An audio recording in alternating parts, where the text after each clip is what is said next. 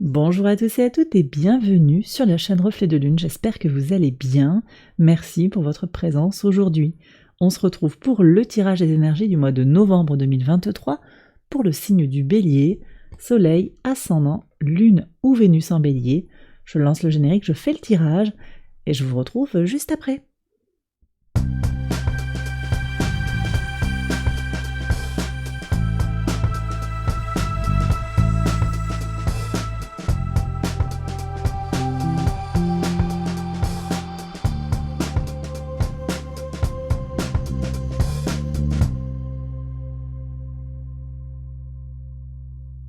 Alors on y va les béliers pour les interprétations. Votre arcane majeur du mois, c'est l'impératrice. Alors cette impératrice, pour ce mois de novembre, elle nous parle de réussite matérielle, de projets créatifs, d'actions concrètes avec des résultats concrets.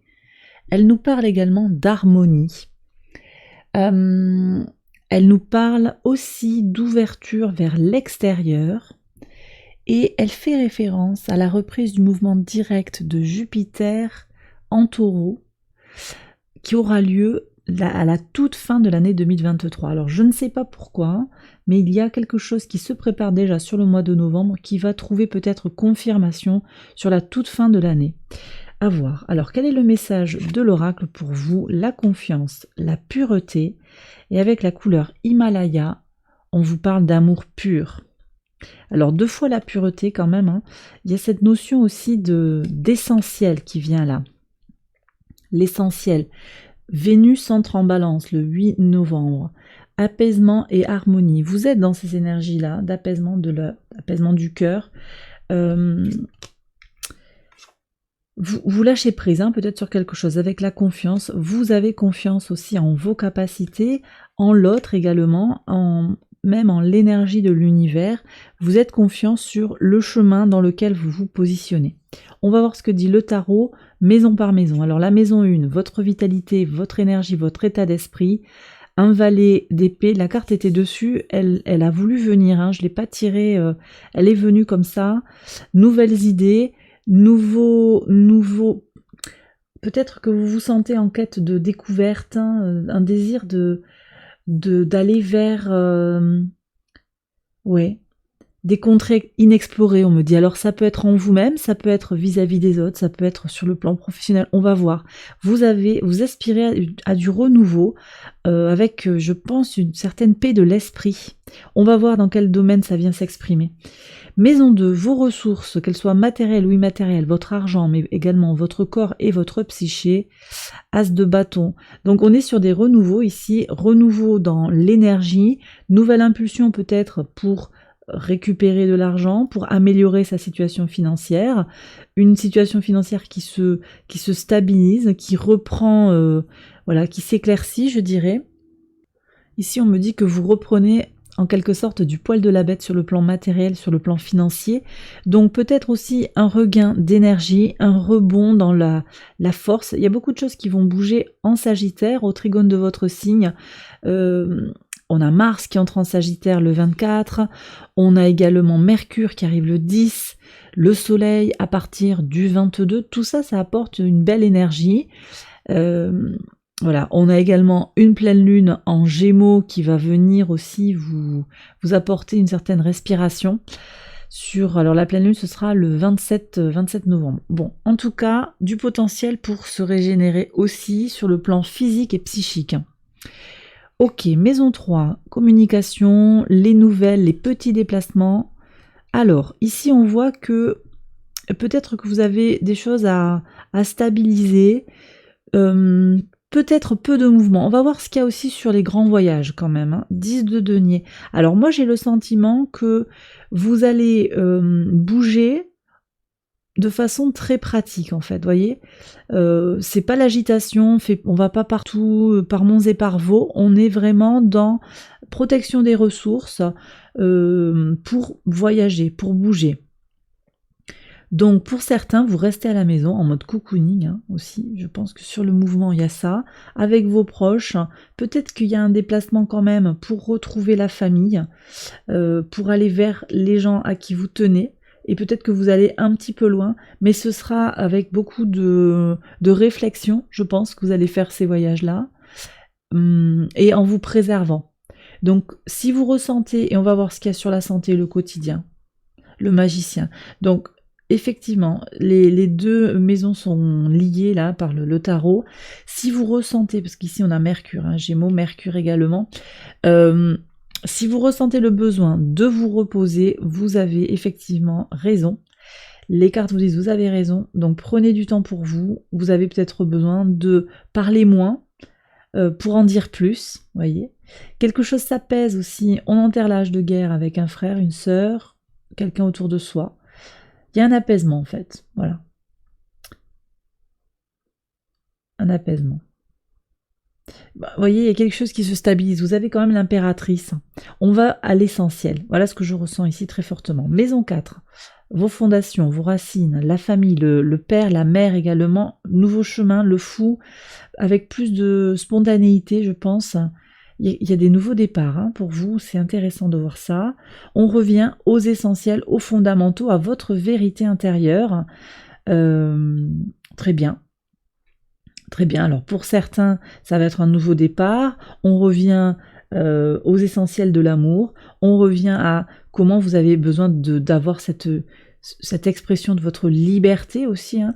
Comment je m'exprime librement dans un cadre familial, comment j'exprime mon originalité par rapport à une tradition familiale, on peut être avec ça également. Donc en tout cas, une renaissance, moi je pense, qui est davantage dans votre vérité, très bien. On en reparlera, mais voyez, on est sur des choses qui annoncent les changements de 2024 en fait, voyez.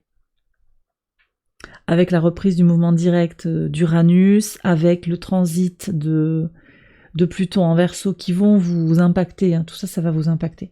Alors, maison 5, votre créativité, votre enfant intérieur, votre épanouissement personnel, votre vie sentimentale, 3 d'épée. Alors là, il y a quand même des choses qui sont encore en mouvement.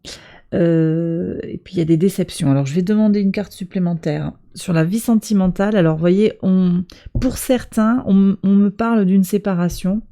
C'est pas que vous allez tous vous séparer là sur le mois de novembre, mais si vous sentez qu'il y a quelque chose qui est pas ok dans le couple, il y a peut-être quelque chose à remettre à plat. Là, je vois une difficulté à se régénérer quand même. Hein. Ah, mais je vois le 6 de bâton derrière. Bon. On dépasse la douleur, hein, d'après moi. Ok. On revient aux fondamentaux. Donc, qu'est-ce qui est important et fondamental pour vous? Vous revenez sur ça, dans votre base. Hein. Parce que là, je suis très très fort avec le sentimental et comment ça vous impacte. Peut-être qu'il y a une réactivation d'une blessure dans une relation. Je vais voir ce qu'il y a aussi sur le relationnel. 9 de denier. Donc il y a cette prise d'indépendance quand même qui est là. Moi je pense qu'il y a un événement qui peut venir jouer le rôle de déclencheur pour vous. Une tension, une mise en lumière en fait de ce qui n'est pas ok dans une relation. Hein. Et du coup, ce nouvel élan, envie de nouveauté, quoi. Vous ne voulez pas rester dans ce qui fait mal. En plus, voilà, on voit que peut-être que vous traversez une période au moment où vous regardez la vidéo où c'est pas simple pour vous d'être dans la créativité. Pourtant, vous avez des idées fertiles, hein, ça ressort avec l'impératrice. Donc, il y a quelque chose qui va se passer. Là, il y a quelque chose qui va se passer. Je vais prendre un conseil. Conseil du tarot pour les béliers qui regardent la vidéo. Alors, on vous dit, sois très pratique. Pratico-pratique. C'est ok, je continue la relation, je sens que je suis alignée, j'y vais, ça fait mal, je me repose pour retrouver, on est vraiment dans cette énergie-là, pour retrouver une sensation de succès, de réussite. Ok, donc apparemment, il faudrait ne pas forcer. Voilà ce que l'on me dit. Il y a un message, alors je ne sais pas pourquoi, il y a un message, je ne sais pas avec quelle maison je vais l'associer. 7 de coupe, alors ici il y a quand même de la confusion. J'ai le 8 d'épée en dos de deck. peut-être une relation qui ne vous correspond pas. Je ne dirais pas que c'est une relation d'emprise, mais il y a une situation relationnelle qui ne vous correspond pas. D'accord? Et vous prenez votre indépendance, vous mettez les choses en veille, vous pardonnez si vous le sentez, vous dites ok bon on arrête là, plus de conflit parce que ça me prend trop d'énergie. Sur la maison 11 avec ouais, il y a des guérisons du passé avec la communauté ici. Peut-être un ami d'enfance aussi qui revient vers vous. Hein. Un ami, une amie d'enfance. Ok. Donc au bout du compte là quand même, hein, sur la créativité, l'enfant intérieur, je pense qu'il y a des choses qui sont transmutées, qui sont réparées d'une certaine manière, intégrées, comprises pour aller vers votre réussite. Sur la maison 6, donc le quotidien, le travail, l'organisation, votre routine, votre santé, vous faites ce qu'il y a à faire, vous êtes en capacité de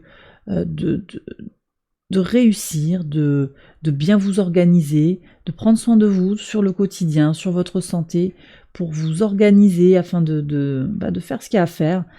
Vous avez les cartes en main, le savoir-faire, beaucoup de potentialités pour améliorer la situation si vous sentez que voilà, il y a des questions au travail, des questions sur comment vous organiser pour arriver à abattre tout le travail qu'il y a à abattre par exemple, également pour prendre soin de votre santé. Une très très belle énergie qui passe aussi par de nouvelles idées à mon avis. Donc si vous êtes attiré par de nouvelles expériences sur le plan de comment vous organiser, peut-être ça peut être mettre en place une application sur son téléphone pour organiser son planning, hein. Voilà, ça peut être des choses aussi simples que ça. Mettre en place une nouvelle routine, hein. Il y a beaucoup de choses nouvelles qui peuvent rentrer dans votre vie. Découvrir un nouveau régime pour prendre soin de sa santé. Voilà, ça c'est votre énergie du mois de novembre. Sur la maison 7 qui parle de la vie extérieure à vous-même, les associations, les contrats, grande indépendance qui est fructueuse. Donc ici, vous allez peut-être vous installer en indépendant, en auto-entrepreneur, sur une relation émotionnelle, sentimentale, relationnelle globalement. On est aussi sur je me montre dans mon indépendance, je prends ma part de responsabilité dans une situation et également je fais... Il y a quand même du don de soi hein, avec les deniers, comme ça il y a une générosité, mais vous êtes aussi... Vous savez, voilà, où est la limite entre toi et moi. Donc, ça fait des partenariats, à mon sens, qui sont très fructueux. Ouais, parce que vous n'êtes pas sous forme de dépendance, là, et chacun, voilà, positionne et communique clairement, positionne ses besoins et communique clairement ses besoins, que ce soit dans le professionnel, ou dans le couple, ou en amitié également. Maison 8, les transformations, les changements, la force. Bon, moi j'ai senti certains béliers là, vous êtes un petit peu fatigué, vous vous sentez un petit peu fatigué, un petit peu en questionnement. On vous dit surtout persévérez, ne lâchez pas vos idéaux. Ça renvoie à cette maison 5. Il y a eu des déceptions où il va y avoir un coup un petit peu bas de quelqu'un qui va vous dire mais en fait voilà, je ne t'ai jamais aimé, tu as toujours été une personne comme ci comme ça. On vous met un petit peu dans une case, ça fait très très mal. Ça fait très très mal.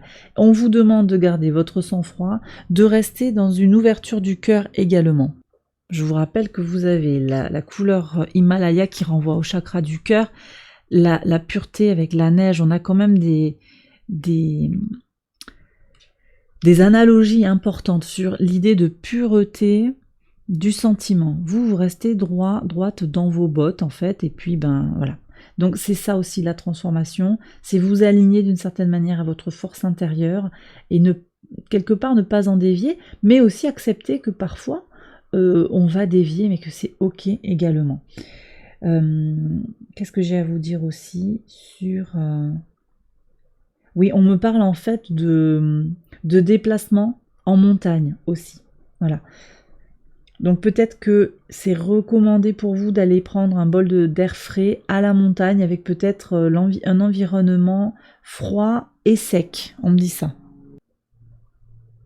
Alors, sur la maison 9, la spiritualité, la foi, les grands voyages, les hautes études, j'en ai un petit peu parlé sur les déplacements. Moi, je vois également des échanges fructueux avec un groupe de personnes, peut-être de nouvelles personnes hein, qui entrent dans votre vie aussi. Je vois des personnes du passé également. Bon, il y a toute une communauté autour de vous. C'est très fructueux. Il y a des idées en fait qui fourmillent, hein. On est sur Mercure ici. Ça fourmille, hein. On est en quête de connaissance de soi, compréhension des mystères de l'univers aussi. Il y a quelque chose de très fort qui s'ancre aussi sur le plan spirituel pour vous sur ce mois de novembre. Une très très belle énergie, je pense, de communauté d'idées, communauté d'âme également. Si vous avez des problèmes administratifs également, ça va se régler, il y a des solutions, peut-être avec une médiation. Les formations également sont très soutenues. Si vous avez des diplômes à passer, oui, voilà, allez-y. Allez-y parce que vous avez les idées claires, vous êtes en chance, je pense aussi, hein. Il y a une partie de chance d'après moi. À voir sur ce tournant aussi de l'année 2023-2024, parce que vous voyez, la chance, c'est Jupiter, j'en ai parlé en introduction de vidéo. À voir. Alors, maison 10 maintenant, la maison 10 qui parle de votre contribution au monde, du secteur socio-professionnel, le 8 de coupe. Alors, le 8 de coupe, hein, c'est quitter quelque chose qui ne nous correspond plus pour avancer vers une nouvelle version de soi-même, la meilleure version de soi-même. C'est une notion aussi qui vient d'équilibrage des émotions, d'alignement spirituel, émotionnel. Donc, vous êtes dans une quête sur le plan de votre idéal, de votre vocation. Vous êtes dans une quête. Je pense que vous êtes sur le point d'atteindre votre objectif. Vous avancez en tout cas vers une énergie lumineuse et positive. Et pourquoi ? Moi, je pense que c'est très lié au fait que vous allez être dans votre voie véritable. Vous allez être dans votre sincérité, la voie du cœur en particulier. Vous faites les choses sans calcul et vous les faites parce que vous en avez envie et parce que vous êtes appelé vers ça. Donc concrètement, ça dit quoi ? Ça peut être que vous trouvez un nouveau sens à votre job actuel. Ça peut être que vous trouvez une occupation qui vous parle davantage, ou que vous trouvez une activité à côté de votre travail qui vous nourrit énormément, qui donne plus de sens à votre vie. Donc il y a quelque chose de toute façon d'agréable qui s'aligne. Je vois pas des grands changements sur le plan socio-professionnel, en tout cas pas pour tout le monde. Je vois quand même surtout un grand alignement. Voilà, une meilleure compréhension de soi-même et un plus grand équilibre intérieur. Pour certains aussi, ça ne nous parle pas du tout de travail, ça nous parle de cette rencontre, de ce pèlerinage, rencontre avec une famille spirituelle, une famille de cœur, une famille d'âme, avec qui vous allez travailler sur l'alignement. Voilà, très beau message, hein. Sur la maison 11, vos projets, vos espérances, votre communauté, on voit qu'il y a une guérison du cœur, on en revient à ça, guérison du cœur, transmutation des douleurs du passé, parce qu'il y a une forme de protection, on me dit. Et puis, je le disais, quelqu'un du passé qui revient, on est dans, un ami, quelqu'un de fidèle qui revient vers vous, et ça, c'est très très bien. C'est très bien vécu, et c'est...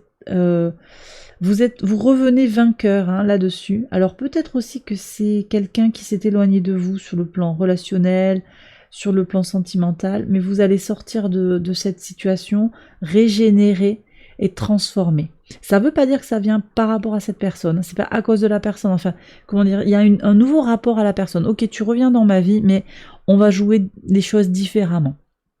Et donc vous êtes peut-être dans le pardon, mais aussi dans un meilleur, je le redis, dans un meilleur alignement à votre valeur intérieure et à votre cœur, votre intériorité. Il y a quelque chose qui est vraiment dans votre énergie intérieure, libérée et plus ouvert. Donc en gros, concrètement, ça veut dire, voilà, moi je ne vais plus m'aligner à tes besoins, je suis dans mon chemin et en fait voilà, je trace ma route, hein. Tu viens pas, tu fais comme tu veux, mais indépendance aussi, vous voyez, c'est vraiment cette indépendance là. Maison 12, la maison 12, elle nous parle des épreuves, des luttes, de ce qui est caché, également de la leçon à intégrer, le 6 de denier. Le 6 de denier, donc l'énergie du donner et du recevoir. Vous avez quelque chose à laisser rentrer dans votre vie, dans l'énergie du donner et du recevoir. Ouais. Donner et recevoir, je pense aussi avec le cœur. On a cette notion, on a 3 fois le 6 ici qui vient. Donc un équilibre temporaire qui mérite, qui demande à grandir encore. Vous avez quelque chose à apprendre sur ce mois de novembre et c'est très fortement lié, je pense, je vous disais, à comment vous allez peut-être vous initier à j'ai quelque chose à transmettre dans la communauté, dans le spirituel, peut-être que vous allez être en situation de former aussi des collègues ou d'apprendre également un enseignement. On est dans un équilibre parfait, je dirais, entre l'indépendance, l'autonomie et également le donner sans être dans la dépendance et la mise à nu. Il y a quelque chose comme ça. Donc de très en quête d'équilibre, c'est très très positif d'après moi. Sur les messages de l'univers, on va regarder ce que veut nous dire l'oracle avec Angel Guide.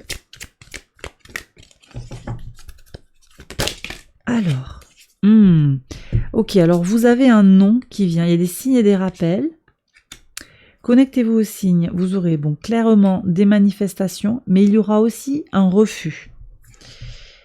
Pour le meilleur, je pense, c'est mieux que ce soit comme ça pour vous. Ce sera mieux que ce soit un non, attendez-vous à un refus, c'est ok.